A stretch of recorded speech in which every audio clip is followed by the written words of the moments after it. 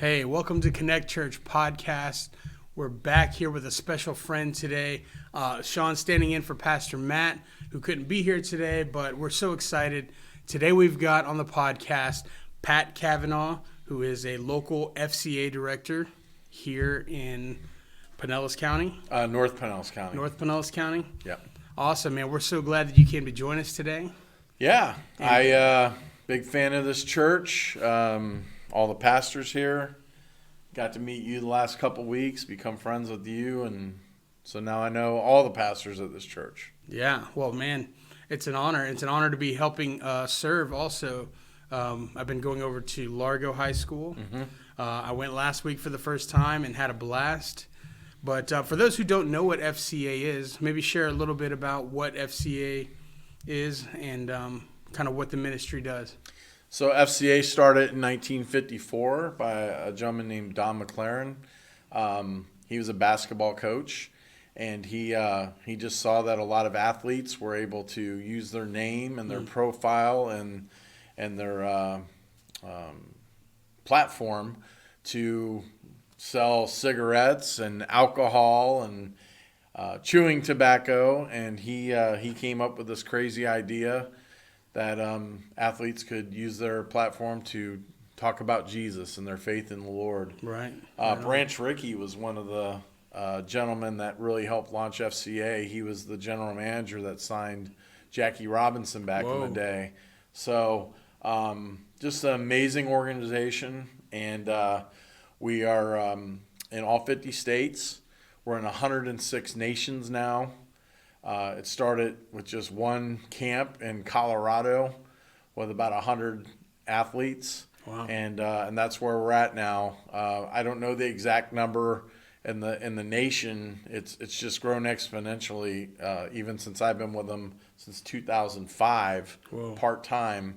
I know it's grown exponentially here in Pinellas County and the Tampa Bay area. So it's just amazing to be part of it. Wow, that's awesome. I remember, in high school, 1996, going to FCA. So I mean, I've been aware of it, and it was like the only Christian thing at my high school that we could attend. That was back before a lot of these other clubs. I mean, FCA's been around a long time. Yeah. And so it was very impactful in my school. Well, we were able to win the right for students to conduct ministry on their campuses, and under the Equal Protection Act for students, it went all the way to the Supreme Court. We train and equip them to run what we call our lunch huddles or campus huddles. They could be before school, after school. Here in Pinellas, you went to 2 lunches at Largo last week. Yeah. I have just found in the last 16 years the most effective way to reach as many students as possible is to do it during lunch. Mm-hmm. And, everybody has to eat. So I just, use that as a soft way for people to, for the students to invite their friends and just come hear about Jesus. It has to be student-led. Mm-hmm. You and I can't go in there. We can go as guest speakers, and believe me, I share. I know where the line is, and I get right up to the edge of it, and I teach my volunteers like yourself how to do that. But it has to be student-run. Last week, you saw a guest speaker come in, Pastor Gary, who runs the Unclubs here in Pinellas County. Yeah. And great guy. Yeah, great guy. Been doing ministry forever. I just admire him. He's a middle school pastor, and he's been doing it for over 45 years, I think he told me. That's awesome. So when the students are in charge and they say, hey, and the young lady at Largo got up in front, and she said, hey, my name is so-and-so. Mm-hmm. And today we asked Pastor Gary to come be our guest speaker. It's still student-led. The students are inviting. A majority of the time, I try and get 3 out of 4 weeks that the students are always leading. They're the ones sharing the gospel. They're the ones preaching. They're the ones teaching about Jesus. And, A lot of our schools were having salvation challenges weekly. So that's the campus huddle, and then we do sports huddles. Right. We've grown to this school year after nothing last year in COVID. I finally was given permission to do outdoor sports in the spring, and we got very involved very quickly because for months we couldn't even be in the schools at all.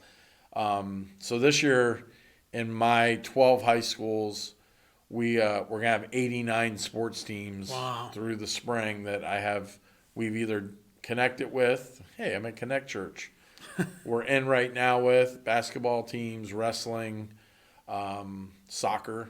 And then in the spring's our biggest season. Sure. We do a lot of baseball. I grew up playing baseball in Dunedin here. I'm a local. I was born and raised in Clearwater. And girls softball teams, boys and girls track, girls flag football, tennis, boys and girls tennis. Wow. So in those 12 schools, if you start adding it up, there's a lot of opportunities for us to do it. Now, I go as the director. I have relationships with many of these coaches, and if I don't have one with them, I will use the relationship I have with the coaches at that school and go introduce myself to every coach, whether they're a believer or not, and say, hey, coach, my name's Pat with Fellowship of Christian Athletes. We'd love to be part of your team. We'd love to be part of your coaching staff. And when volunteers come in, I train them, and they're called character coaches. And some coaches have taken it so deep, it's just incredible. This last year, we had 11 out of my 12 schools, we had football huddles. So we were sharing the gospel with them at least once a week, every week of the season. And 7 of those teams allowed those character coaches to become part of the coaching staff. Wow. They had the same shirt and hat as the coaches on the coaching staff had. Wow. And they became the guy the coach would lean on and go, hey, that guy's got an attitude problem. I just told him he needs to drop it. Can you go talk some sense into him? And these, when you put that much time in, these kids start trusting you, and they know you're there for the right reason. You're there for them. If it's just to hear them vent, if it's for them to say, hey, can you pray for me, Pastor?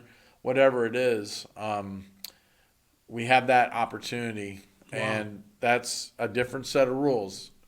During non-school hours, we can present that opportunity, and the players absolutely have to know that it's voluntary. Yeah. So if I'm at a practice next Monday, I'll be out at Largo for baseball.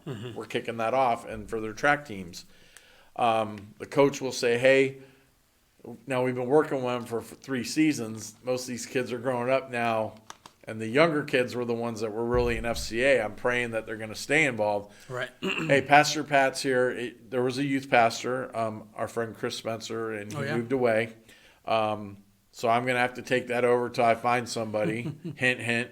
And coach will say, hey, practice is starting at 2:30. It's 2:20. If you guys want to be part of FCA, go sit in the stands, and you're going to do that for 10 minutes. Everybody else just start warming up. We usually had 19, 20, 21 out of 25 players were part of FCA. Whoa. And 2 of the 3 coaches were listening every week. It really makes a difference when the coach leads by example also. Yeah, for sure. And it really, really makes a difference when they start coaching with a vocabulary outside of the 4-letter words. Yes. Pray is 4-letter word. That's a great 4-letter word. And I encourage them. My main ministry is coaches and the sponsors. Like you met Coach Price last week. He's been our sponsor at Largo High for 28 years. He helped me get hired at FCA. Whoa. Awesome. So I love that school. My wife graduated from there. It means a lot to me. Yeah. So I put a lot of time, and Largo is one of the furthest schools in my area from my house.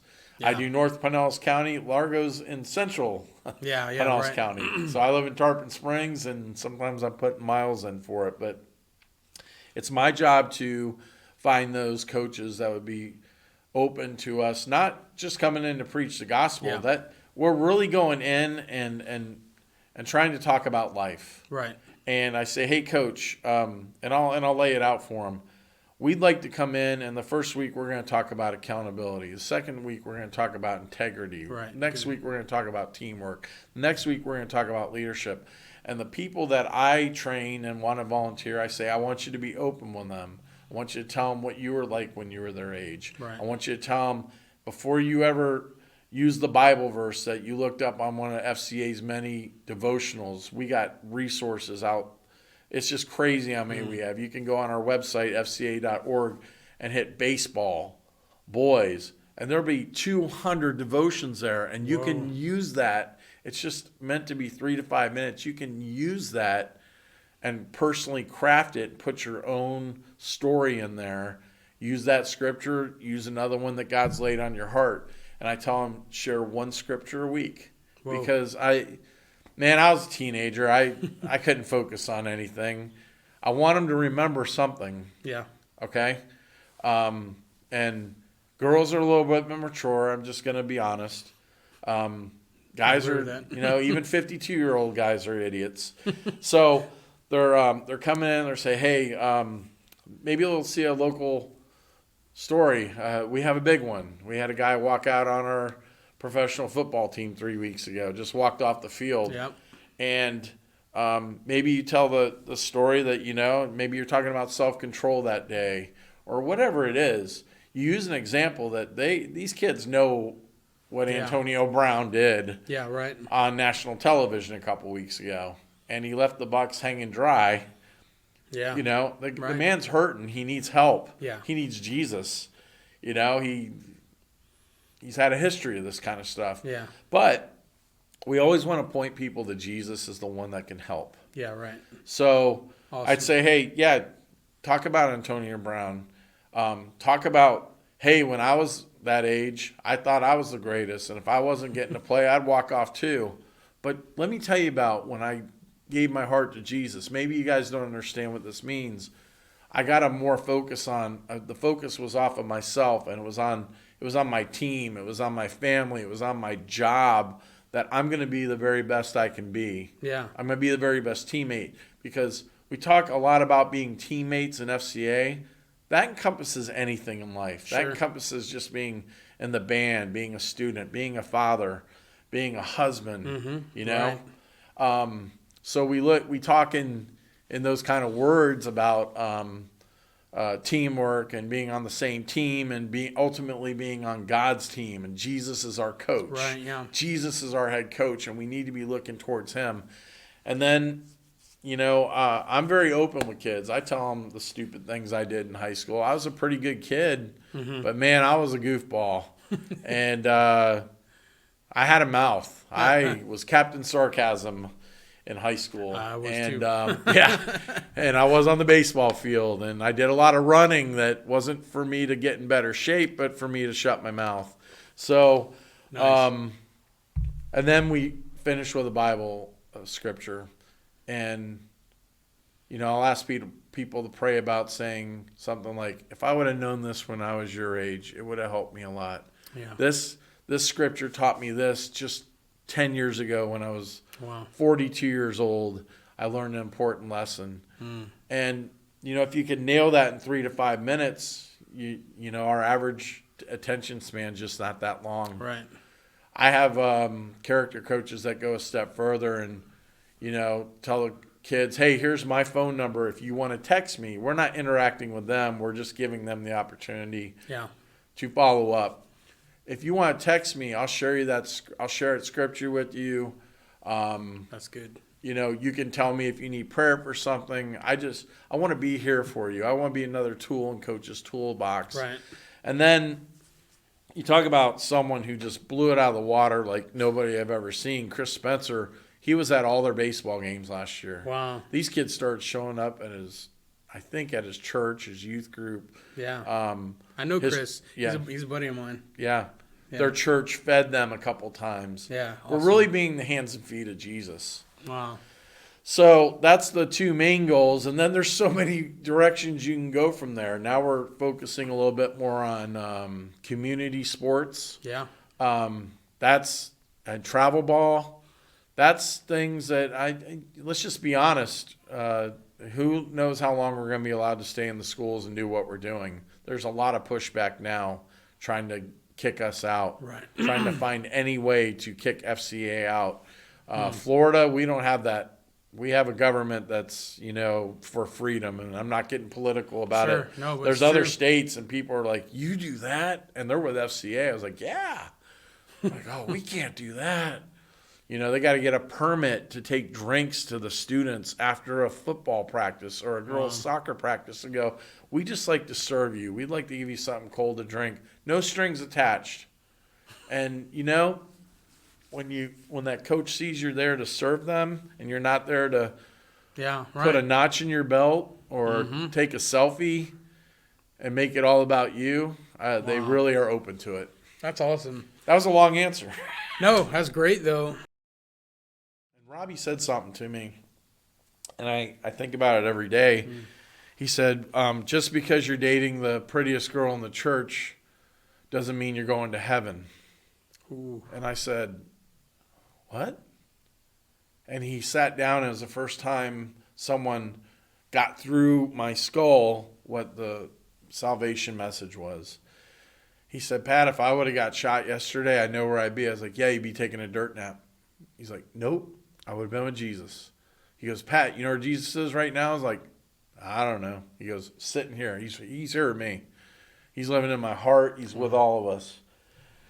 And I was like, man, you're crazy. Mm-hmm. Yeah, yeah. And he said,